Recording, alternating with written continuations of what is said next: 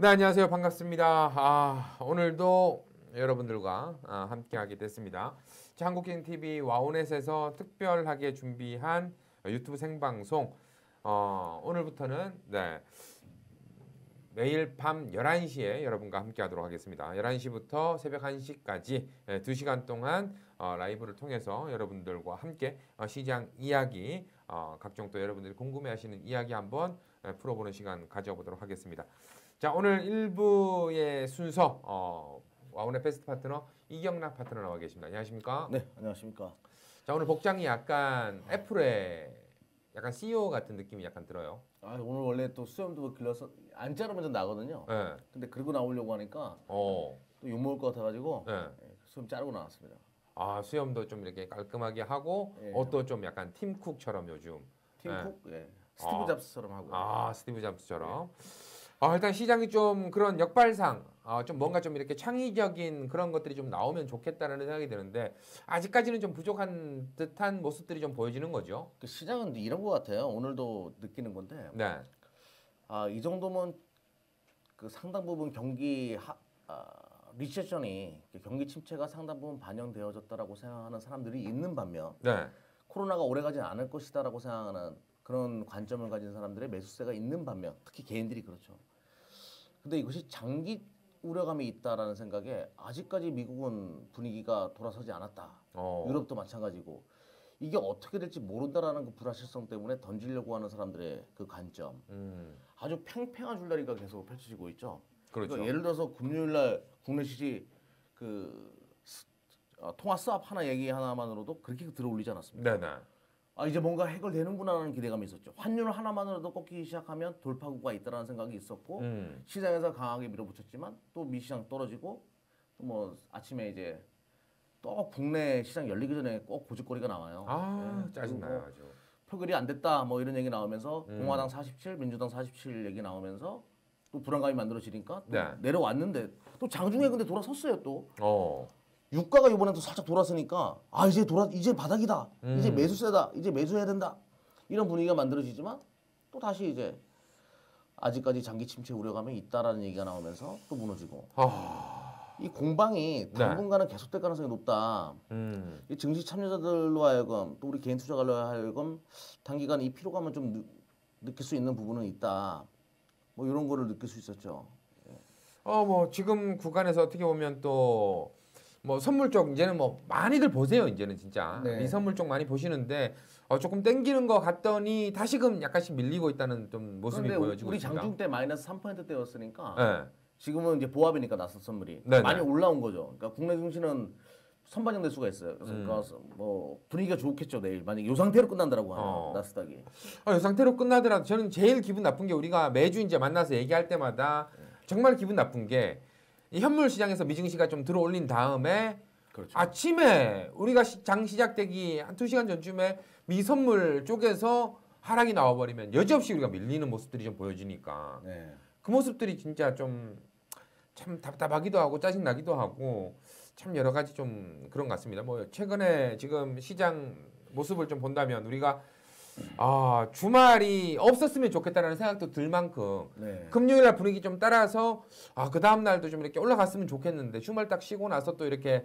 조정이 좀 나오다 보니까 이게 일단은 문제의 관건은 다 시청자 여러분들도 다 알고 계실 거고 뭐 미국의 트럼프도 알고 있을 것이고 그러니까 전 세계의 모든 사람들이 다 알 겁니다. 이것이 장기 침체로 넘어가지 않는다라고 하면 분명히 이건 엄청난 기회거든요. 증시가 한 번에 이렇게 빠졌기 때문에. 그렇죠. 그런데 이것이 진짜 2분기 때 끝나고 3분기 때는 뭐 트럼프가 얘기한 대로 다시 회복되기 시작하고 또 뜨거운 여름이 와가지고 그 코로나로부터 어느 정도 이제 시장에서의 그 확산이 무너지기 시작한다, 멈추기 시작한다라고 하면 이거는 진짜 기회인데 이게 장기 침체로 가는 것에 대한 오늘 뉴스 보니까 포스코 타워인가 뭐 포스코 파워일 거예요. 우량 채권이거든요. AA-인데 이것도 안 사준대요 지금. 지금. 지금 뭐 정부에서 적극적으로 회사채 매집하게끔 유도를 한다라고 하지만 은행들 입장에서는 부담스럽죠. 지금 불확실성이 너무 많다. 그러니까 자금 조달도 어렵고 이게 이제 도미노처럼 이어지는 거죠. 실물 자산의 경기가 어려워지니까, 그러니까 셧다운되고 실물 자산 수요가 위축되기 시작하니까 공장이 멈추죠. 공장이 멈추다 보니까 채권의 발행이 어려워지고 자금 조달이 어려워지고 그러다 보니까 고용은 또 멈추고 이 악순환이 장기화된다라는 그 장기화될 수도 있다라는 우려감이 지금 최근에 불거지고 있는 거죠. 그렇죠. 근데 이것이 과연 될지에 대해서는 우리가 좀 신중하게 한번 생각을 해봐야 될 것 같아요. 본질적인 부분을 한번 들여다봐야 되지 않나 이런 생각을 해봅니다. 이거는. 어떻게 보면 우리가 뭐 실상 처음에 코로나19 뭐 신종 바이러스 이야기가 나오고 나서 그렇게 길게 가지 않을 것이다라는 이야기가 좀 있었고 뭐 중국 쪽에서는 이제 워낙 뭐 좀 그랬다가 이제 우리 쪽 넘어와서 초반에는 별로 없었다가 이제 뭐 어떤 종교 집단으로 인해서 지금 확 번지다 보니까 아이쿠야 했다가 우리도 이제 서서히 잡혀가는 과정 속에서 이제 뭐 미국이라든가 유럽이라든가 이란이라든가 지금 난리가 좀 나다 보니까 연쇄적으로 좀 무너지는 듯한 모습. 근데 어차피 뭐 우리 항상 이야기하는 거지만 일단 지나가는 건데 우리가 방금 얘기했던 리서치 아래 공포라고 얘기하는 부분이 뭐 올해 뭐 이야기가 좀 있었지만 이걸로 이렇게 빠질 거라고는 누구도 생각을 못했던 거기 때문에 좀 당황해하시는 분들이 많은 것 같아요 지금. 아 생각보다 길게 간다는 거죠 이게. 생각보다 아주 징하고 이게 옛날에 이제 사스나 메르스 뭐 사스 메르스도 뭐야 신종플루 뭐 이런 것들을 바라봤을 때는 일개 지역에서 이렇게까지 확대되지는 않았잖아요. 뭐 사스가 더 공포스러웠어요. 사망률이 훨씬 더 높았습니다. 그렇죠. 예. 근데 이거는 이제 뭐 아시아계 정도에서의 문제였지. 요거는 조금 전 세계적으로 이제 팬데믹이 발생하다 보니까 불확실성이 더 증가한 거죠. 뭐 사망 치사율은 떨어진다라고 하더라도 점연율 자체가 강하고. 근데 이게 걸려본 사람이 제 지인이거든요. 지금 최근에 그 나오셨는데 다 완치되셨어요. 근데 얘기 들어보니까 저는 그냥 독감 정도인 줄 알았어요. 그렇지 않다고 하더라고요. 이게 왜 사망으로 가는지는 알 것 같더라고요. 호흡이 막 멈춰진대요. 그 영상 보면 막 가다가 탁 쓰러지고 있잖아요. 이게 그냥 일어나는 게 아니라는 거죠. 호흡기 질환이래 가지고 호흡이 멈춰지고 거기서의 고통이 굉장히 크다는 거죠, 이게. 그리고 이제 좀 낫다 싶으면 다시 또 아프고 낫다 싶으면 다시 아프고 계속 그 연속적인 과정이 발생하면서 굉장히 사람이 우울해진대요, 이게 걸리면. 그럼 치료는 어떻게 받았대요? 그냥 뭐 병원에서 받으면서 좀 중증에 가까우셨대요. 근데 병원에서 받으시면서 자연스럽게 의사가 퇴원해도 된다라고 이제 하셔가지고 퇴원했다고. 뭐 주사나 뭐 이런 것들 지금 보통 이렇게 뭐 치료제 그 방금 내가 이제 그 다음 질문 드릴 게 아무래도 치료제 부분에 대해서 우리가 시장에 나오지 않은 얘기 혹시 아는 거 있으면 좀 얘기를 해보자. 오늘 같은 경우도 셀트리온 형제들도 뭐 치료제 이야기가 좀 나오면서 임상 뭐 우리 7월 안에 가겠다 뭐 이런 이야기 나오면서 오늘 상당히 더 좋은 모습 보여줬잖아요. 오늘 그 국내 그 발표 쪽에서 이제 방역팀 쪽에서 발표가 하나 있었잖아요. 완벽하게 소멸되는 방법은 두 가지가 있다. 그러니까 이제 이것을 종식시킬 수 있는 방법은 첫 번째 전 세계 인구 60%가 걸려가지고 면역 체계가 이제 확대되는 거. 그게 최악의 시나리오죠. 그렇죠. 정말 장기적으로 가는 거고. 두 그게 번째는 그게 할 소리입니까? 그게 그죠? 근데 이제 두 번째는 백신 개발. 근데 그것도 오래 걸릴 수 있다. 근데 이제 백신 개발을 트럼프나 지금 중국이랑 그러니까 미국이랑 중국이랑 서로 개발을 하려고 패권 문제거든요. 이거는 뭐 중국은 불명예를 싣고 싶겠죠. 그렇겠죠. 트럼프 입장에서도 내가 또 위대한 그렇죠. 그레이트 USA, 그레이트 아메리카를 계속 또 강조하고 싶으니까 빠르게 진행하는데 과연 뭐 결과가 좋게 나와야 되는 거고 이거는 뭐 어느 국가가 돼도 대한민국이 될 수도 있어요 정말로. 빨리 이 문제가 백신 개발과 치료제가 나오면 이거는 또 금세 또 풀릴 수 있는 거죠. 옛날에 타미플루처럼. 근데 제가 뭐 뉴스에 보기로는 이게 이제 문제가 좀 심각해지다 보니까 임상도 좀 단계를 줄여버리겠다. 그렇죠. 이야기가 좀 나왔었는데 그럼에도 불구하고 치료제가 뭐 7월이나 8월 이야기 계속 나온단 말이죠. 네네. 좀 임상을 좀 과정을 확 줄여버린다 그러면은 더 빨리 되지 않을까요? 그게 우리가 이제 그쪽 박사가 아니라서 제약 박사가 아니라 말씀드리는 건데 또 사람 생명이랑 연결되는 거잖아요. 약이라는 게. 그렇죠. 그걸 또 쉽게 할 수는 없나 봐요. 그래서 우리 뭐 오늘 우리가 장중 방송 때도 잠깐 얘기를 했었지만 이게 아무래도 이제 그 안 좋은 물질이 더 들어갈 수도 있는 거니까 오히려 백신인 줄 알고 맞았다가 이제 몸에 또 영향이 그렇죠. 안 좋을 수도 있으니까 그런 부분들을 또 우리가 체크를 해야 된다 이야기 나오는데 방금 얘기한 게 정답인 것 같습니다. 우리가 뭐 갑자기 또 뭐 선물 쪽이 또 움직이기를 하네요. 자 일단 뭐 지금 부분에서 우리가 예, 그렇게 많이 움직인 건 아니에요. 요즘 뭐 3% 4%가 너무 눈에 들어오다 보니까 예, 뭐 1% 2%뭐 이렇게 움직이는 거는 야 이거 뭐 우리가 근데 우리 시장에게는 굉장히 긍정적이죠. 우리는 마이너스 3% 구간에서 나스닥 선물과 함께 맞물렸는데 지금 나스닥이 플러스니까 일단 좀 뭐라도 이 정도라도 감사한 거죠. 뭐 지금. 우리는 지금 바닥 얘기한 게 없는데 지금 자꾸 바닥을 얘기하는데요. 앞으로 한두 달 정도는 중국 빼고 유럽이나 미국 등이 정상적인 경제 활동이 어려우면 우리나라의 수출이 2달 정도는 무너진다는 건데 과연 주가가 단기간에 바닥을 잡을 수 있을까요? 지금 이제 좋은 질문 하셨는데 그 우리 2분기 때까지 경기가 안 좋아지는 거, 수출 경기가 안 좋아지는 거는 지금 3월이잖아요. 그렇죠. 4월, 5월, 6월까지는 주가에 다 반영되어 있어요. 지금 증시에는 다 묻어져 있습니다.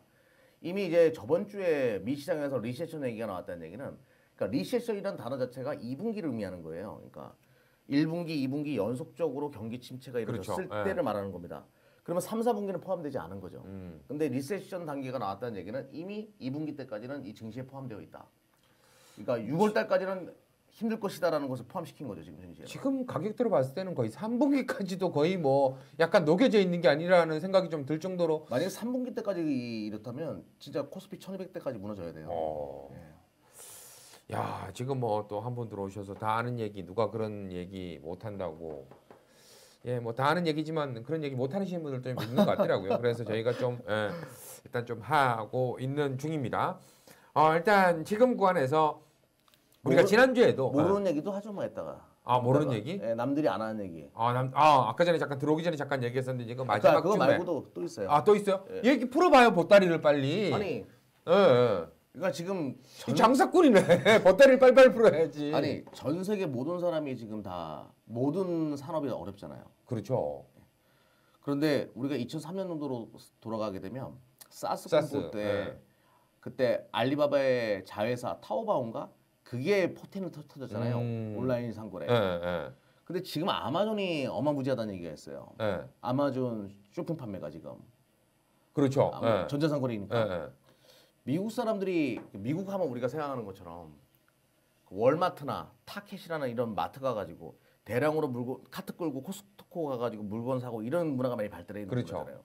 근데 이 사람들이 격리되기 시작하면서 이제 온라인 쇼핑몰을 하기 시작한 거죠. 근데 이것이 더 편리하다는 것을 인지하기 시작한 거예요.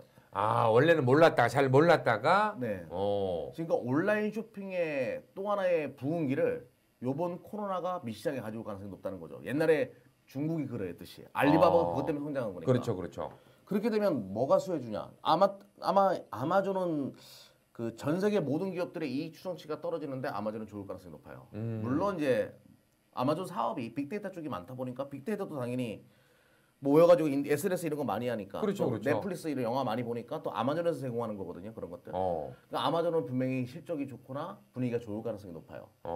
근데 여기서 잊지 말아야 될 게 거기에 들어가는 반도체는 대한민국이 다 한다는 거죠. 저번에 또 했던 얘기인데. 근데 여기서 진짜 그 알아둬야 될 게 유행어 한번 하시죠. 랜드 받고 디램 받고. 근데 그런 가능성이 높은 건데 지금 실질적으로 제가 우려했던 것이 이번 사태로 인해 가지고 미국 쪽에서 데이터 센터 설립을 컨스트럭터라고 하거든요. 컨스트럭터 이 계획을 접은 부분이 없지 않냐를 좀 알아봤는데 없어요. 본 계획 그대로 진행하고 있어요. 구글이나 아마존 다 MS 다 마찬가지입니다. 빅데이터 쪽은 멈추지 않고 있고 또 하나 대한민국 반도체 수출의 정확하게 67%가 중국으로 꽂히거든요. 네네. 근데 중국은 요번 사건 때문에 중국도 알리바바나 텐센트와 같은 기업들이 또 수출이 증가하고 있는, 그러니까 그 데이터 센터 확보를 좀 나서고 있는 상황이에요. 중국은 또 실질적으로 이 문제로부터 좀 독립된 분위기가 있죠. 먼저 치유가 된 분위기가 있고. 그렇죠. 그쪽 수요가 점진적으로 회복되고 있다는 얘기는 반도체 쪽은 그러니까 아마존과 같은 전자상거래 쪽 분위기 좋고 지금 그러니까 이 상황에서도 반도체 쪽도 유일하게 이 추정치가 좋아지는 쪽으로 보인다는 거죠. 그러면 이제 시장이 돌아서려고 할 때 뭐부터 사겠냐 이거예요. 그럼 이거를 우리가 한번 생각을 해봐야 된다는 거죠. 대한민국 증시가 굉장히 매력적으로 느껴질 수 있다는 얘기죠. 전 세계 그 금융 자본을 바라봤을 때는. 일단 반도체 부분을 뭐 우리가 계속해서 좀 이야기를 하고 있는 부분이지만 저 역시도 그 부분은 확실히 공감대가 형성이 되는 것 같고 그리고 앞으로 성장하기 위해서 우리가 4차 산업, 4차 산업 이제 이야기를 하다가 신종 바이러스 때문에 지금 4차 산업이 이거 타격받는 거 아니야라고 하지만 실질적으로는 돌아가고 있다 아직도. 그렇죠. 저변에서는 돌아가고 있고 지금 우리가 그 바깥에 안 나고 나서 가장 많이 지금 보는 것이 유튜브예요. 유튜브로 정말 많은 그 뭐라 그럴까 조회수 이런 것들이 굉장히 증가하고 있거든요. 우리는 별로 안 보네요, 근데. 우리는 왜 별로 안 보는 거지? 유튜브 많이 보는. 감독님, 뭐가 문제일까요, 이거? 네, 들어오고 있어요. 들어오고 있다고요? 거짓말을 저렇게 치네 또. 네. 유튜브 쪽. 일단 뭐 저도 최근에 기사를 좀 봤더니 방금 얘기했던 부분이 좀 맞는 것 같습니다. 뭐냐면 지금 신종 바이러스가 일상생활을 바꾸고 있잖아요. 네네. 이제 비대면 쪽으로. 네. 비대면 쪽으로 바뀌다 보니까 온라인 쇼핑이라든가 이런 부분들이 성장할 수밖에 없고 네. 그리고 방금 얘기했던 거에 확 꽂히는 부분은 우리가 몰랐던 건데 네. 그걸 알게 됐는데 그게 실상 편하고 좋더라 하게 네. 되면은 바뀌게 되는 거죠. 그렇죠. 근데 우리가 항상 영화를 보더라도 쇼핑 시키는 것들은 잘 영화에서 뭐 미국인들 잘 안 나왔었는데 네네. 이제는 그런 분위기 좀 바뀔 수도 있겠구나. 제가 이제 기억나는 거는 알리바바가 어떻게 해서 성장했는가는 사스 때문이다. 누구나 다 하는 얘기거든요. 그러니까 아마존도 이번 계기로 또 한 번 더 도약할 수 있는 계기가 될 수 있다는 얘기죠. 야 DHL 이런 것도 봐야 되지 않나요 그러면은? 그런 것도 좋은데 네. 일단은 우리가 어떤 주식 투자를 할 때 가장 맹점은 뭐가 핵심이냐 이거죠. 그렇죠. 예. 온라인 쇼핑이 핵심인 거예요. 뭐 운송하는 업체들이야, 그러니까 우리가 진입장벽이라고 하죠. 그거를 과점하고 있는 업체에 대한 프리미엄이 주어지고 그게 매력이 있는 거지. 그걸로 인해서 반사익을 있는 것은 언제든지 경쟁 구도 심화가 발생할 수 있고 이런 부분은 이제 제거해야죠. 주식 투자를 할 때는. 예, 그냥 한번 이렇게 나는 그 이제 영화 때문에 한번 던져본 건데 그거를 이렇게 딱 받아들이니까 지금은 내가 종목 얘기할 때도 혹시 해외 투자하시는 분도 많아가지고. 그렇죠. 조심해야죠. 뭐 신중하게 골라야 돼요. 테슬라는 좀 어떻게 보세요? 테슬라 어제 테슬라가 주가가 급등했다가 좀, 꼬라박았어요. 그 이유가 이제 미국 쪽에 공장이 멈춰선다. 멈춰서는 대신 중국 쪽에서 생산한 캐파를 확대하겠다는 얘기를 한 거예요. 그 중국은 지금 괜찮으니까. 그러니까 이제 테슬라가 쳤던 거죠. 근데 그러다가 이제 시장이 빠지니까 같이 밀끌어진 건데 이 중국 시장에서 전기차 좀 한번 눈여겨봐야 되는데 어제자로 뉴스가 나왔죠. LG화학 테슬라 모델 3에 들어가는 SUV용 그 배터리 보조금 지원 받는다. 삼성 SDI도 삼성 SDI는 중국 회사예요. 중국. 굉장히 시사하는 바가 커요, 이거는. 테슬라가 아니라 중국 회사에 삼성 SDI께 들어간다라는 것은 첫 번째 무엇을 시사하냐면 한중 관계의 개선을 첫 번째 시사하는 거겠죠. 근데 두 번째는 테슬라를 이기기 위해서, 그러니까 테슬라랑 승부를 겨루기 위해서 중국 업체들이 한국 배터리를 쓰기 시작했다는 것을 의미해요. 이거는 시사하는 바가 굉장히 큽니다. 과거 이제 저한테 가장 많이 들어왔던 질문이 테슬라가 CATL의 LFP 그러니까 리튬 기반의 배터리를 쓴다라는 얘기를 저한테 많이 질문했어요. 네. 야 그러면 대한민국 배터리 이제 잘못된 거 아니냐? 중국 놈들이 만들었는데 엄청나게 올라간다라고 하더라. 뭐 저기 우리나라 3원 개 배터리라고 하거든요. 네. 대한민국 배터리만큼 에너지 밀도가 높다라고 하더라. 그건 중국 측 얘기고. 엄밀히 말하면 LFP와 이 대한민국에서 만들어내니까 중국이 만드는 리튬 기반의 배터리와 대한민국이 만드는 니켈 기반의 배터리는 이 분자 구조가 달라요. 그러면 중국 애들이 여기를 못 왔다는 겁니다. CATL이. 그 얘기는 대한민국 건 앞으로 CATL을 제끼고 생산이 굉장히 높다는 것을 의미하는 거고 그래서 전기차 회사들이 막 갔던 거예요. 오히려 그 뉴스 나올 때. 그러니까 테슬라는 그러면 리튬 기반의 CATL 배터리를 왜 썼냐 이런 질문을 하시는데 그거는 아주 간단합니다. 중국에서 팔기 위해서. 중국의 공장을 가동하고 돌리기 위해서는 중국 당국과 어떤 협상을 했을 겁니다. 중국 로컬 기업의 배터리를 어느 정도는 써준다라는 협상을 했을 것이고 그래서 CATL 걸 쓴다. 그거는 중국에서 판매되는 전기차만 사용하겠다라고 얘기를 한 거죠. 그래서. 자 그래서 뭐 최근 지금 뭐 2차 전지도 그렇고 그래서 뭐 이야기 나오는 업종들 뭐 지금 많이들 그 얘기를 합니다. 우리도 이제 방송할 때 좀 조심스러운 게 유튜브 방송이니까 좀 더 편하게 하지만 일반 방송에서는 업종 종목 얘기하기도 정말 부담스럽거든요. 너무나 많이 밀려 있는 상태라서. 근데 어쨌건 우리가 뭐 계속 밀린다고 볼 수는 없고 여기서 이제 돌아선다라고 생각했을 때 뭐 바닥 이야기는 아닙니다. 이거 가지고 또 뭐 저 새끼 돌아간다 그랬네. 바닥 얘기했네. 이런 부분이 아니라 돌아선다고 생각됐을 때 가장 빨리 돌아설 수 있는 그걸 주설지를 좀 찾아야 되는 거죠. 네. 그걸 선별해야 되는 거고. 네. 그러다 보니까 이제 우리가 반도체 부분도 이야기를 했고 2차 전지 근데 부분도 반도체도 또 다시 한번 짚어봐야 될 게 네. 개인 투자가들이 삼성전자만 사거든요. 음. 근데 삼성전자가 모바일 사업 부분에 대한 훼손을 우리가 생각을 해야 돼요. 또 가전이나 이런 쪽들 거기 쪽에서 훼손도 생각해야 되지만 올리 반도체는 분명히 좋단 말이죠. 삼성 SK 하이닉스 얘기하시는 거죠? 네, SK 하이닉스가 오히려 더 매력적이라는 거죠. 그러니까 지금 뭐 그 신규로 자금 들어오는 것도 삼성전자 많이 산다 이런 얘기하는데 삼성전자가 장기적으로 정말 장기적으로 매력일 수 있겠지만 단발적으로 트레이딩 관점으로 내가 뭐 예를 들어서 3개월 이상 본다. 예, 지금 6개월 내가 한번 쇼 보겠다. 그러면 SK 하이닉스가 낫다는 얘기죠. 자 일단 뭐 지금 또 댓글 올라오는 것들 봤더니 일단 홍보가 좀 더 필요하다고. 근데 뭐 홍보할 생각들이 별로 없어가지고 하고 있어요 지금. 어디다가 저희 와운의 채널. 여기에다가 지금 홍보를 한다는 게 아니 그 어떡하지? 사람 불러놓고 사람 없으면 들어와야 사람 없으면 내 기분을 어때라. 그러니까 진짜 쉬어야 되는 데라. 아 진짜 쉬지도 못하고 이렇게 나와 있는데 이럴 때 좀 이렇게 뭐 응원 같은 것도 좀 필요한데 어쨌든 열심히 보고 있다라는 또 분이 이판 대감님께서 이판 대감. 이조판서 또 대감님께서 들어오셔서 열심히 보고 있다고 잘 해라 이런 또 느낌. 더 안 들어오는 이유는 잘 몰라서 그렇다고. 아마 잘 모르다 보니까. 그리고 왜 유튜브 방송이라도 솔직히 우리가 막 좀 쓸데없는 얘기하고 막 이렇게 해야 되는데 근데 보통 때 같으면 좀 그렇게 해야 되는데 지금 그런 얘기하면 욕 먹어요 또. 지금은 욕 먹어요. 내가 무슨 부러운 변태예요. 진짜. 언제 앉아보라 그래. 나 진짜 장중에 내가 한번 자꾸 끊긴다고 하는데 이것도 아니 이러니까 사람이 안 들어올 만해. 얘기해봐요. 왜 끊기는 거예요? 인터넷 문제야? 이 반도체가 부족해서 그래. 예를 들면 이 반도체를 이래서 우리가 그죠? 디램 받고 낸드 랜드 받고 받고. 아니 근데 리듬을 타야 돼. 그걸 그냥 그렇게 말하면 안 되고 디램 우리가 방송할 때 그렇지. 디램 받고 랜드 받고 디램부터 할 거예요? 디램이 랜드부터 할- 디램부터 해요. 디램부터. 디램 가격은 어때요, 요즘? 뭐 나쁘지 않아요. 디램 가격. 3월달 치고 나와서 그냥 보합이에요. 한번 보면서 말씀드려볼게요. 그러니까 지금 같은 경우에 보합이면 대박인 거지. 빠지지 않는다는 것만 하더라도. 근데 제가 그 SK 관계자분 최근에 만났다고 말씀드렸잖아요. 기억이 왜 안 나지 잘? 얘기했어요. 지금 화면 보시게 되면 디램은 계속 지금 상승세입니다. 화면 바꿔주세요. 근데 지금 제가 요거 좀 설명드릴게요. 지금 SK 관계자들이 걱정하는 거는 수요에 대한 부분을 걱정하진 않아요. 최근에 회의 들어갔던 내용을 제가 들었거든요. 이쪽에서 걱정하는 그거 걱정하고 있어요. 혹시나 소재나 부품 회사 중에서 납품이 안 되면 어떻게 되지? 요거 걱정하고 있지 수요는 걱정하지 않고 있더라고요. 그래서 확실하게 이쪽이 나쁘지 않구나. 이 디램 가격이에요 지금. 디램 가격 지금 안 띄워주네 근데.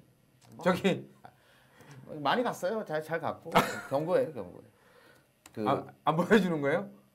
1분기 때보다 1분기 때보다 아마 2분기 때가 더 좋을 가능성이 있는데 일단은 뭐 지켜봐야죠. 워낙 변수가 많기 때문에 지금. 그렇다면 SK 하이닉스의 주가 흐름은 지금 또 완전 기회일 수도 있겠네요. 지금. 그렇죠. 근데 지금 문제는 총알이 없다는 게 문제죠. 개인 투자가들이. 지금 가장 큰 문제는 진짜 그건 같습니다.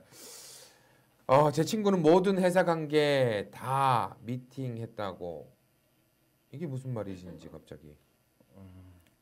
다 미팅했다고. 일단 무슨 말인지 지금 나오네요. 이제 화면 나오네요. 이제 화면이 좀 나오는데.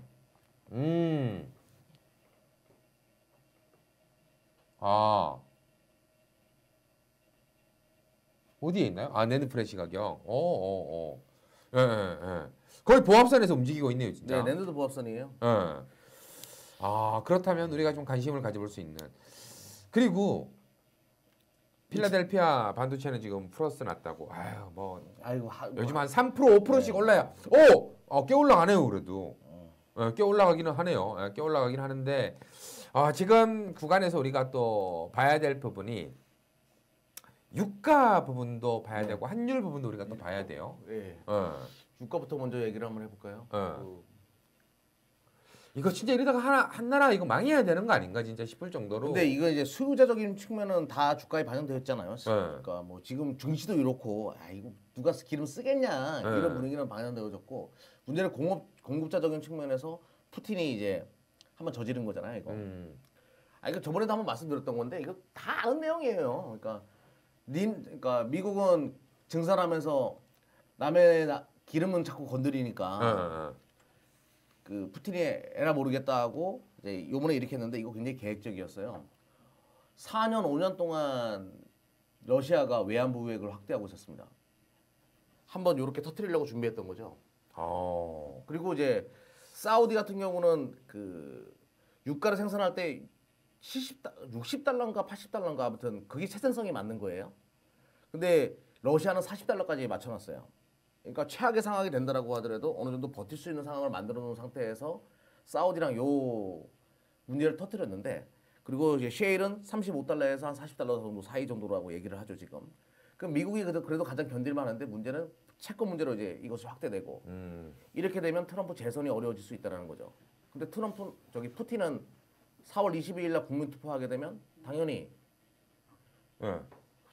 그 36년 그러니까 푸틴 나이 84세 때까지 대통령 할 수 있어요. 와. 그러니까 너 지금 여기서 내가 이렇게 매기면 트럼프 너 재선 못해. 푸틴은 알고 있는 거죠. 나는 84세까지 할 수 있어. 36년도까지 할 수 있다고. 2036년도까지. 이렇게 나온 거죠 지금. 그러면 이제 러시아가 주를 가지고 있는데 여기서 우리가 알아야 되는 것이 월가의 자금들이 실물 자산에 상당히 많이 투자한 게 셰일이에요. 그러니까 월가가 금융만 투자하는 것 말고 상당히 많은 양의 자금을 셰일에다 투자를 했다고 실물 쪽에다가. 그렇죠, 그렇죠. 그러면 이제 월가 쪽도 여기서 타격이 클 수도 있는 상황이고. 네. 그러니까 의회도 굉장히 적극적으로 나서는 거죠 이 문제에 대해서는. 그러면 결과론적으로 어떻게 될 거라고 생각하냐? 요거는 트럼프가 뭔 짓을 해서라도 유가를 끌어올릴 겁니다. 예를 들어서 뭐 사우디를 칠 수도 있어요. 그러니까 최악의 상황은 그렇게 해서라도 유가를 끌어올릴 가능성이 높아요.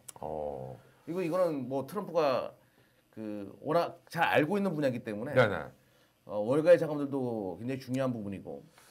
근데 제가 또 하나 재밌는 얘기를 또 하나 해드릴 건데 월가가 요거 이제 얘기 들으면 여러분들이 이런 분도 계실 텐데 많이 몇 분 들어오셨어요 지금?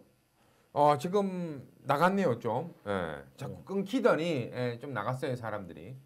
끊겨요 지금? 자, 지금은 안 끊기는데 자꾸 끊기는 바람에 좀 나갔고 지금 몇몇 분이 뭐 물어봐 주는 거 좀 재밌는 얘기 잠깐만 하고 우리가 지금 반도체 얘기를 하다 보니까 지금이라도 총알이 좀 있다면 반도체를 사야 되나요?라고 물어봤어요. 당연히 사야 되죠 지금은. 근데 반도체도 역시나 옥석 가리기는 좀 있어야 되겠죠? 반도체도 옥석거리기 뭐 일단은 장비 쪽은 보지 마세요. 이거 증산 안 할 거예요 애들. 소재나 그러니까 소부장을 바라는 얘기를 하잖아요. 소부장 쪽 보시고 완성 반도체 업체 중에서는 SK 하이닉스가 제일 매력적이고 이렇게 보시면 되죠. 조금 보수적으로 좀 그냥 뭐 나는 좀 적당하게 묻어놓겠다 하시는 분들 SK 하이닉스 좀 보시면 되겠다라고 이야기를 해주셨습니다. 지금 또 한 분이 정말 궁금한데 낙폭과대 삼성 SDI 아니면 SK 하이닉스를 사야 되나요? 아니면 넷마블이나 스튜디오 드래곤 등 코로나 관련주를 사야 되나요? 근데 넷마블 스튜디오 드래곤이 뭐 물론 뭐 게임주다 보니까 이제 코로나에 관련돼서 뭐 좀 이렇게 할 수 있다 뭐 이렇게 좀 물어보신 것 같은데 정확히 봐서는 이거는 코로나 관련주라고 보기에는 좀 그렇죠. 어렵고 제가 그 돈을 가장 많이 벌었을 때 그러니까 제가 회사 돈을 운영했을 때 가장 많이 벌었을 때가 2009년도에서 2010년도 넘어갈 때 제가 회사 자금을 그냥 단위가 아니에요. 그러니까 뭐 100억 뭐 이런 단위를 3배를 제가 불려줬었어요. 이게 제가 경험했던 거거든요. 코로나랑 비슷해요. 신종플루가 6월달에 한 번 4월달인가 5월달 뭐 이때 상반기에 한 번 터지고 9월달에 한 번 터졌어요. 그때 그 2008년도 리만 사태 때 원달러 환율이 1,500원 정도 갔다가 원달러 환율이 1,200원대로 안착되어가는 과정이었거든요. 근데 신종플루가 터지니까 사람들이 해외여행을 안 갔죠. 제가 그래서 회사 돈을 1년 단위로 투자를 하자. 그래서 계속 사모았습니다. 여행주랑 항공주들을. 그리고 2010년도 때 그 팔았을 때 3배 이상이었어요. 근데 적을 때 적은 금액이 아니었죠. 엄청난 큰 금액이었어요. 그 금액을 그렇게 벌기가 어려웠거든요. 그러니까 이제 개인들은 뭐 3배, 4배 벌 수 있잖아요. 투자하다가. 근데 그런 기업 집단의 자금을 그렇게 벌기는 굉장히 어렵단 말이에요. 보통 우리가 이제 그런 얘기 많이 하잖아요. 이게 물론 뭐 도움이 안 될 수도 있는 이야기지만 작은 자금은 좀 불리기가 쉽다라고 하는데 어느 정도 단위가 올라가게 되면 100억 이상의 단위는 그 100억을 400억 정도까지 만든 거니까. 그러니까 제가 이 100억 이상이었습니다. 이렇게 해서 그냥 설명드리는 건데 가능하다라는 거죠. 지금은 그러니까 우리가 항상 생각을 해야 될 때가 남들이 그 공포만 생각할 때 다음도 생각해야 된다는 거죠. 그래서 저는 결론적으로 이제 지금 코로나 관련된 종목 보는 것보다 지금 누워 있는 낙폭 과대된 종목에서 많이 싸진 종목에서 실적이 좋아질 수밖에 없는 거 선택하면 오히려 크게 수익을 할 수 있다는 거죠. 그리고 뭐 지금 이렇게 또 들어오신 분들한테 이야기를 좀 해야죠. 내일 1시에 공개 방송 준비돼 있죠. 네네. 무료로 공개 방송. 마우는 홈페이지를 통해서 24시 클럽이 하고 있으니까 네. 그 부분에 들어가서 좀 이따 마지막에 또 한번 이야기를 드리겠지만 그 부분도 좀 참여를 해주시고 손실이 70%입니다. 초보인데 어떻게 해야 할지 혼란스럽습니다. 라고 보내주셨는데 자금이 지금 신용이나 미수, 스탁론, 담보대출 쓰신 분들은 계좌가 많이 녹았을 거예요. 그렇죠. 지금 손실이 70%면 네. 복구되기도 정말 쉽지 않거든요. 복구할 수 있는 방법이 있어요. 방법이 있다고요? 예, 여기서 그거를 설명드리기는 좀 그렇고 총알이 부족한 게 문제잖아요. 빚을 안 쓰고 그렇게 빚을 내가 주식하는 거 말고 내 총알을 가장 효율적으로 사용하는 방법이 있습니다. 그러니까 모두가 저는 금융을 잘 안다라는 거는 그러니까 지금 뭐 최근에 다 금융 전문가가 됐어요. 자기가 금융을 잘 안다고 생각하는 분들이 많이 계실 거예요. 내가 이제 시장 판세 이해했다. 이게 흔히 말해서 이제 오만한 거죠. 그렇죠, 그렇죠. 이렇게 생각하는 분들이 계시고 아무튼 뭐 이제 내가 정세의 흐름을 알겠다. 지금 다 빠지고 나서 이런 분들 계실 텐데 저는 이거만 말씀드릴게요. 금융을 잘 안다는 것은 금융 상품을 내가 얼마나 잘 활용하는 거예요. 그러니까 지금 벌써 스탁론 쓰고 이런 분들은 금융을 이해하지 못하는 겁니다. 빚을 내 가지고 주식 투자하면 그건 100점 100패예요. 내 돈 가지고 레버리지를 최대한 활용할 수 있는 금융 상품들이 상당히 많단 말이에요. 삼성전자로 주식으로 돈 번 사람이 많을 것 같아요. 삼성전자 채권 사 가지고 돈 번 사람이 많을 것 같아요. 채권 사 가지고 채권이죠. 돈 번 사람이 더 많아요. 그만큼 상품은 많아요. 주식 말고도. 우리 또 대한민국 상품 많아졌습니다. 그렇죠. 그걸 활용할 수 있는 방법 많고 적재적소에 어떤 걸로 좀 해야 될지를 좀 잘 선택을 해야 된다라는 이야기. 그리고 뭐 지금 그 부분은 내일 오후 1시에 설명드릴 거예요. 지금 시장에서도 혹시라도 뭐 그런 분들이 없기를 바라지만 혹시 들어와 계시는 분들 중에서 신용 미수를 써서 지금 정말 낭패를 보게 생겼다 하시는 분들께서는 내일 오후 1시 우리 24시 클럽의 공개 방송, 무료 공개 방송이니까 함께 한번 해 보시는 것도 도움이 될 수 있겠다라고 좀 이야기를 드려볼 수 있겠네요. 이게 참 농담으로 이런 얘기해도 참 그런데 콩밥 천국님께서 이번에 재난 기본소득 100만 원씩 주면 그 돈으로 주식 살 건가요?라고 물어보셨어요. 저한테요? 뭐 저 주식 말고 레버리지가 좀 더 큰 걸 저는 하겠죠. 근데 이거를 기본소득 100만 원 주는 게 상품권으로 줄 수도 있잖아요. 깡을 해야 되나 그러면? 안 되잖아. 그거는 솔직히 뭐 여기에서 얘기하기가 좀 적절치 않은데 뭐 재밌으라고 또 던지신 것 같습니다만은 적절치 않은 뭐 좀 이야기가 되는 것 같고요. 아까 재밌는 얘기 아까 뭐 한 개 하려고 했잖아요. 이거 우리 회원분들한테만 설명드렸는데 가족분들한테만 월가가 그 셰일가스 실물자산은 지금 실패한 거잖아 사실상. 실패라고 하기보다는 일단은 다음 추가적인 지금 유동성이 많이 발생하다 보니까 다음 실물자산을 미리 준비한다는 얘기였어요. 벌써. 대단하지 않아요, 걔네? 그래서 저한테 그 들어온 정보는 부동산 펀드 쪽에서 리치 펀드 쪽이에요. 들어온 거예요. 그러니까 이제 선교사나 이제 뭐 저희 집사람 또 미국에서 오래 공부했으니까 그쪽 통해서 들어온 얘기인데. 이거 얘기하면 진짜 사람들이 미친놈이라고 할 수 있는데 저번 주 제가 목요일날 얘기한 거거든요 회원들한테. 뭐예요? 그 셰일 이거 궁금하게 해놓고 또 얘기하네. 내가 이걸 얘기해도 될런지 몰라가지고 지금 고민하고 있는 거죠 여기에. 200명 들어와 있어요. 너무 적은데? 적으니까 얘기할까요? 적으니까 얘기해야 되겠다. 야 끼워 맞춘데. 많으면 많으니까 한번 알려드리겠습니다 이런 날 했죠. 그 북한 쪽. 그 저번 주 하라 북한 쪽 나오면 재밌어지는데. 그 목요일날 들어온 거예요. 그 회원들한테 목요일날 얘기했고. 얘기가 북한 쪽 투자 관련된 얘기가 나온대요 지금 그 월가에서. 근데 지금 전혀 그런 얘기가 없잖아요. 근데 주말에 그러고 나서 트럼프 취소 갔어요. 왔다 갔다 했죠 지금. 이쪽도 좀 관심 있게 보실 필요가 있어요. 북한 관련. 그러니까 요 정도만 설명드릴게요. 제가 더 설명드리면 그쪽도 좀 그래가지고. 그럼 나는 오늘 솔직히 북한 관련해서 그러니까 실물 자산 쪽이에요. 그러니까 이거를 여기서 제가 굉장히 중요한 거예요. 이거 그 포인트 잘 잡아야 돼요. 이게 이 방송 히트할 수도 있는 거예요, 이게. 일단 우리는 던져놨어요. 네, 일단 던져놨습니다. 실물 자산 쪽입니다. 무슨 얘기인지는 나중에 이거는 설명드려야 되는 건데 일단 실물 자산 쪽이에요. 실물 자산 쪽에. 그래서 제가 또 분명히 리치 펀드라고 얘기했고 부동산. 부동산 쪽에서. 요것도 뭐 좀 재밌는 얘기 같은데, 요 이야기는 일단 뭐 조금 더 저게 되면은 다시 한번 얘기를 좀.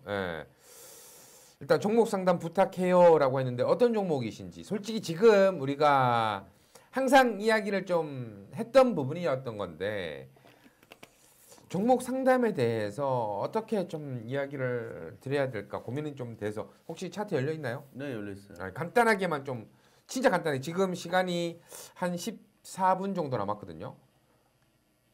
율촌하악이 들어와 있습니다. 율촌하악이 네, 그래도 율촌하악은 많이 빠졌네요. 근데 15,000원에. 네. 15,000원에 사셨대요. 네. 일단은 뭐 지금 전략을 제가 요거 차트 보면서 좀 설명드려보도록 할게요. 검은색 선 위로 오게 되면 매물이 발생합니다. 이렇게. 네. 이제 올라온다라고 하더라도 12,500원대를 이상에서는 매물이 발생할 수밖에 없어요. 그러니까 빠지면서 매물을 쌓아가잖아요. 모든 주식이. 네. 역추세 만들어지면서. 그래서 12,500원 정도로 목표가를 보시고 대응하시면 되겠고 율촌하악 나쁘지 않아요. 뭐 그 최근에 뭐 2차전지 관련된 뭐 기술도 가지고 있다. 소부정 관련된 얘기도 나왔었는데 일단 12,500원 정도로 목표가로 대응해 나가시면 되겠습니다. 이거는. 금효석유라는 종목이 설명 좀 부탁드린다고 하는데 지금 자세한 얘기는 내일 1시에 있는 무료 공개 방송 시간이 좀 넉넉할 때 하고 지금 저희가 시간이 많지는 않아서 짧게 그냥 기술적인 흐름만 좀 최근에 반등이 좀 나와줬네요. 금효석유. 좀 반등이 나와야죠. 너무 많이 빠져가지고 뭐 유가 관련된 종목이기도 하고 연결되는 부분도 있고 이래저래 그래서 시장에 뭐 하락에 굉장히 중심에 섰던 종목이기도 하고 또 기존에 많이 빠져가지고 상대적으로 뭐 빠지는 폭은 굉장히 작았는데 적은 편입니다. 근데 저기 매수가가 어떻게 되신다고요? 매수가는 안 나와 있어요. 그냥 봐달라고만 나와 있네요. 근데 이것도 동사 같은 경우도 63,200원 정도 목표가 보시고 올라오게 되면 잘라놓고 뭐 새롭게 포트폴리오를 구축하는 게 필요하겠네요. 월덱스 들어와 있네요. 월덱스. 지금 매수가랑 비중 그리고 현금 비중 같은 것도 좀 올려주셔야지 그냥 종목만 뚝 던져놓으면 저희가 참 얘기 드리기 저희도 그냥 툭 던지는 것밖에 없긴 이게 참 애매합니다. 다 이렇게 좀 해주셔야 되는 거라서. 종목사님이 무슨 의미가 있겠어요 지금은? 그러니까 지금 이제 올려주시니까 아무래도 저는 그런 마음인 것 같아요. 솔직히 저도 월렉스 같은 경우에는 그 비메모리 반도체에 들어가는 실리콘 링이나 이런 것들을 만들어내는 기업이에요. 이제 기업은 굉장히 저평가되어 있고 시가총액이 동사가 얼마였나 한번 보도록 하죠. 월덱스가 한 800억 정도 되네요. 네, 790억. PR이 4.2예요. 이렇게 되지 않습니다. 실적은 좋은데 그 실리콘 관련된 이 링이나 쿼츠 만드는 기업들이 워낙 많다 보니까 그리고 TSMC랑도 뭐 연결이 돼요. 동사는 비메모리 쪽을 전담해 가지고 이제 하는 거기 때문에 일단은 지금은 가져가는 것이 맞고요. 7,000원 이상까지 올 수 있습니다. 이 종목은 그냥 지금은 워낙 저평가기 때문에 좀 크게 다시 한번 돌아설 것이다라고 보시고 그냥 내비두는 전략이 좋아 보이네요.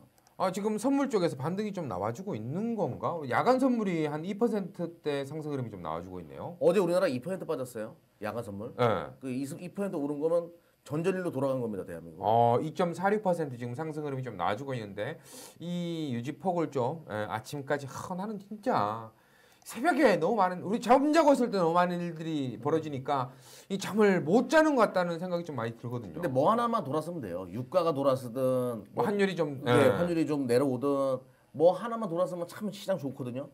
금요일에 우리 첫 터진 게 스와프 하나 때문이잖아요. 이러다가 트럼프가 돌아서면 또 난리 나는데 그죠? 그렇죠. 좀 돌아서도 돼요, 걔. 예, 참 이게 그 양반은 좀 돌아서도 돼요. 돌면 안 되는데 알파홀딩스라는 종목이 또 들어와 있습니다. 지금 종목 상담을 이렇게 하다 보니까 너무 많은 분들이 한순간에 막 쫙 올려가지고 알파홀딩스, LB세미콘, 네페스, 하나은행, 이오테크닉스, 에코프로 BM, ITM 반도체, SNS텍, 하나금융지주 와 이거 뭐 종목 성장. 제가 몇 가지만 할게요. 제가 저번에 SNS 때 설명드렸으니까. 알파홀딩스는 이것도 반등 이후에 빠져나오는 전략이 맞겠고요. 좀 전에 LB세미콘 물어보셨잖아요. 네. 차라리 이런 LB세미콘이나 네페스나 이런 기업으로 이동하는 것이 낫죠. 알파홀딩스는 같은 쪽이라고 하더라도 그러니까 우리가 다 같이 좋은 종목이 다 빠졌다는 것도 기회예요. 그렇죠, 그렇죠. 그 다 빠져가지고 좋은 종목을 교체 편입할 수 있는 기회이기도 하거든요. 지금 시장은. 지금 그래서 오히려 내가 잘못 들어갔다는 걸 인정할 수밖에 없었던 종목들. 그러니까 수익이 안 나던 종목은 그동안 잘 갔던 종목들을 이동할 수 있는 저로의 기회이기도 하죠. 지금은. 네. 업황이 좋은 것들. 그래서 알파홀딩스나 이런 것들은 추세가 무너진 거기 때문에 과감하게 이동해가지고 LB세미콘도 나쁘지 않습니다. 이것도 범핑 업체로서 나쁘지 않고 최근에 삼성 쪽도 많이 뺐었어요. 이쪽이. 삼성 네페스 거 많이 가져온 분위기였거든요. LB세미콘. 이런 종목은 좋죠. 홀딩하는 전략이 맞겠고. 그 비메모리 쪽에서 패키징 관련된 것들은 일단은 다 웬만해서 홀딩하는 게 좋아요. 네페스도 마찬가지고. 네. 비메모리 쪽은 무조건 보셔야 돼요 지금. 그 TSMC 실적이 좋았다 이런 부분도 있겠지만 지금 자율주행 얘기도 계속 나오고 시장 돌았을 때 비메모리 쪽이 굉장히 빠르게 돌았을 가능성이 높아요 지금. 그건 꼭 기억하셔야 됩니다. 일단 뭐 지금 그리고 보통 뭐 하나은행 지금 얘기가 나왔는데 하나금융지주죠. 지금 뭐 은행주 같은 경우에는 보통 금리 인하 때는 별로 안 좋으니까. 그것 때문에 빠지는 게 아니에요. 어떤 걸까요? 우리나라 채권 시장의 문제가 뭐냐면 실력자가 많지 않다는 거예요. 하나 또 저거랑도 연결돼 있나요? 아니요. 그 금융주도 보시는 분들 기억하셔야 될 게 뭐냐면 대한민국 은행들 채권 실력이 그렇게 좋지 않습니다. 그럼 어디다 투자를 많이 했냐면 지금 미국의 부실 채권들 정크본드. 이 정크본드가 왜 문제가 되는지 좀 짧게 설명드릴게요. 갑자기 경기가 어려워져요. 그러면 우량 채권이 갑자기 정크본드 등급으로 뚝 떨어집니다. 그렇게 되면 그 우량 채권이 떨어졌기 때문에 자금이 다 글로 가버려요. 그 정크본드 시장에서. 그러면 나머지 채권 시장이 가격이 폭락을 해버리죠. 이 문제가 발생할 수 있는 게 문제예요. 지금. 근데 대한민국 은행들 중에서 이 정크본드 쪽에다 투자한 사람들이 굉장히 많다는 거죠. 이것 때문에 은행주가 많이 떨어졌던 거예요. 다 이후 주시장은 떨어지는 이유가 있는 거죠. 야, 근데 참 금융주주도 너무 많이 떨어졌고 지금 콩박청군님께서 내가 주식 팔면 돌아섬이라고 얘기했는데 진짜 이거는 뭐 대부분의 우리 개인 투자자분들 마음이 아닐까 싶어요. 네. 참 내가 팔고 나면 반등이 나옵니다. 꼭. 그렇죠. 언제 파실 건지 좀 알려주시면은 감사하겠다라는 생각이 좀 들고 일단. 네, 비메모리 반도체 관련주 대표주 뭔가요? 테스나, 네페스, SFA 반도체인가요? 라고 물어봐 주셨네요. 그 SFA 반도체도 거의 포함이죠. 네. 근데 SFA는 지금 실적이 좋고 이런 거는 메모리 쪽에서 실적이 좋은 거예요. 메모리 패키징 쪽에서 실적이 좋은 겁니다. 그럼 전통적으로 제가 항상 방송에서 얘기했던 네페스 그리고 테스나는 이미지 센서 쪽이니까 이 두 개는 굉장히 매력적인 기업들이죠. 네페스 같은 경우에는 물론 뭐 고점 대비해서는 좀 밀렸지만 상당히 견조하게 흘러가고 다 이유가 있는 거예요. 그러니까 지금 뭐 시간이 한 6분 정도 남았거든요. 지금 구간에서는 하나금융지주 진단을 해준 거는 아닙니다. 감사드리지 마세요. 왜냐하면 이렇게 또 한 분 얘기하고 나면은 중간에 또 내 종목은 왜 안 해줬네 나쁜 새끼들 막 이렇게 또 얘기가 나오니까 진단해줬다기보다는 지금 저도 이렇게 봤을 때 너무 좀 조정폭이 많이 남아있고 하다 보니까 그 이유를 설명드렸고 그러니까 전반적으로 좀 은행주를 갖고 있는 분들은 부실채권 문제가 어느 정도 잠잠해지고 월가에서 그 회사채를 사준다 연준에서 뭐 얘기 나오더라고요. 그런 얘기가 나오면 또 급등할 수가 있어요. 그런 것도 열어놓으시고 근데 카카오뱅크 이런 것도 자꾸 출범하잖아요. 은행주들은 성장성에 대해서는 좀 물음표가 있다 이렇게 설명드리겠습니다. 오늘 또 금값이 또 올라가고 있는 모습이 또 보여지고 있고 일단 뭐 지금 시장에서 뭐 이게 방송 때 많이 나오긴 하는데 뭐가 좀 그러니까 아까 전에 이제 한 개만 돌아서면 좀 시장이 조금 안정을 찾을 것 같았는데 그 중에서 가장 중요한 게 뭐라고 봐요? 일단은 제일 중요한 거는 본질적인 문제죠. 백신이나 치료제가 나오는 건데 그것만 나오면 이 시장은 금세 정상화될 수 있고 돈을 많이 풀어놨으니까 그죠? 신중 타미플루 때도 마찬가지였잖아요. 그리고 또 하나 일단 저는 이 채권 쪽에 그러니까 지금 가장 문제는 금융 위기로 확산될 수 있다는 불안감이에요. 그러니까 이제 그 작은 기업들 회사채를 많이 발행한 부실 기업들이 어려워질 수도 있다. 네네. 요 문제를 막을 수 있는 본질적인 게 나오면 시장은 돌아설 수 있어요. 대한민국도 마찬가지입니다 지금. 일단 본질적인 게 빨리 해결돼야지. 저도 가장 좀 그랬던 게 뭐냐면 뭐 참 그렇지만 저도 뭐 부모님을 못 뵌 지가 좀 됐고 생신이 또 있었는데도 불구하고 못 들렸어요. 그렇죠. 이게 좀 또 경상도다 보니까 또 들리기도 뭐하고 또 약간 그런 것들이 좀 있었는데 하루 빨리 좀 해결이 돼서 다시금 약간 그런 망설임도 생겨요. 이게 지금 내가 너무 고립이 되다 보니까 좀 사회 활동을 이제 해야 되는 시기에 좀 풀리고 나서도 내가 지금처럼 행동하면 어떻게 될까라는 좀 고민도 좀 생기게 되더라고요, 진짜. 근데 금세 또 잊어요. 뭐 금세 해결될 수 있는 문제예요. 마지막으로 한 가지만 좀 여쭈고 싶어요. 저도 뭐 오늘도 이야기를 좀 했었던 부분인데 여전히 지금도 아직까지 외국인과 개인의 싸움인 것 같습니다. 참 수급이 더러워요, 진짜. 지금 제가 이해가 안 가는 거는 이거는 이제 풀 수도 없는 거예요. 코스닥이나 선물 같은 경우는 외국인들이 조금씩 사죠. 뭐 가끔 이렇게 그러니까 전형적인 요즘 과대대폭됐다 사고 이렇게 움직이는데 오늘 선물 샀어요 외국인들. 근데 이 코스피 시장만은 아주 완벽하게 지금 차단시켜 놓은 것처럼 이게 음모론 아니냐라는 생각이 안 들래 안 들 수가 없는 거죠 지금. 이렇게 완벽하게 누가 조율하는 것처럼 진행하지 않거든요.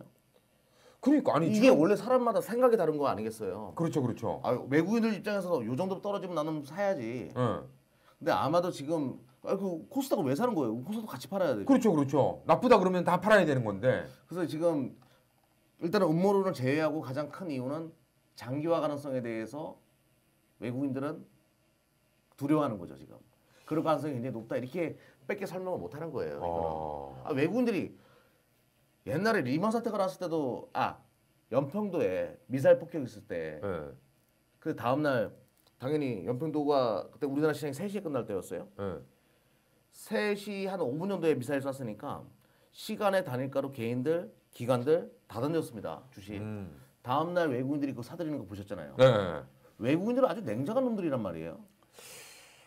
참 이 냉정한 애들이 이렇게까지 파니까 근데 이 상황이 벌어지니까 어떤 분위기가 만들어지냐면 리먼 사태 때도 이랬어요. 그러니까 지금 리먼 사태 때가 자꾸 생각나는 사람들이 있단 말이죠. 리먼 사태 때 처음에 리먼 이야기가 불거지고 나서 외국인들을 계속 팔고 그때는 국내 기관들이 계속 샀잖아요. 근데 지금 보면은 근데 여기 잠깐 얘기 좀 할게요. 국내 기관들이 그때는 공모 펀드 쪽에서 많이 샀어요. 돈이 많이 개인들 들어와 있어서. 돈이라는 얘기죠. 어차피 샀고 지금은 공모 펀드에는 개인들 돈이 없어요. 많지가 않아요. 공모 펀드가 크지 않아요. 기관 위탁 자금들이 많단 말이에요. 기관들이 던지죠. 개인들 돈이 아니란 얘기예요 지금. 기관들은. 그래서 지금 개인이 받는 그때랑 똑같아요. 리먼 때 시작일 때. 이러니까 공포스러운 거죠. 시장에서는. 그때에 다시 그 리바이벌이 되는 거 아니냐. 이런 우려감이 있는 거죠. 근데 이거는 아무래도 금융 위기로 넘어갈 부분은 아닌 것 같아요. 아무리 생각해봐도. 이게 뭐 시스템 리스크로 넘어갈 상황은 아닌 것 같고. 항상 매번 얘기하는 거지만 이 대표랑 얘기하다 보면 시간이 어떻게 가는지 모르게 벌써 1시간이 지나버렸습니다. 또 다음 시간이 있어서 저희는 여기까지만 좀 얘기를 좀 많이 하고 좀 뭐 더 시간을 좀 보내고 싶은데 시간이 허락치 않네요. 참 어떻게 보면 아까 전에 또 뭐 북한 얘기 하다가 마세요라고 하시는 분들도 있는데 혹시 몰라요. 이 얘기들이 좀 궁금하시다 하시는 분들 우리가 시간이 또 정해져 있기 때문에 내일 1시 오후 1시 이거는 근데 제가 설명하면 너무 이거는 아무튼 뭐 내일 오후 1시는 그거 설명 안 하고요. 이거 설명할 거예요. 그러니까 혹시 모르니까 또 얘기하다가 또 삘 받아갖고 얘기할 수도 있으니까 혹시 모르지만 어쨌든 내일 오후 1시에 이경래 대표와 우리 김식 대표 24시 클럽 어원의 홈페이지를 통해서 무료 공개 방송을 진행하니까요. 근데 그때 자금이 지금 없어가지고 고민이신 분들 있잖아요. 그렇죠. 총알이 없어가지고 고민이신 분들 꼭 그런 분들 꼭 넘어가서 같이 좀 이야기를 나누셨으면 좋겠다는 마지막 생각이 내가 듭니다. 돌파구가 필요하신 분들 그런 좀 분들. 진짜 터닝 포인트가 좀 필요하신 분들 나 지금 죽을 것 같아 하시는 분들께서는 그쪽으로 좀 넘어가서 함께 하시길 바라겠고요. 자 12시에 다음 방송이 또 진행되고 오늘 저랑 이경락 대표는 여기서 이만 물러가도록 하겠습니다. 오늘도 참 지루하고 노잼이고 다 아시는 얘기겠지만 이렇게 1시간 동안 떠드는데 함께해 주신 여러분들 진심으로 고맙습니다. 감사합니다.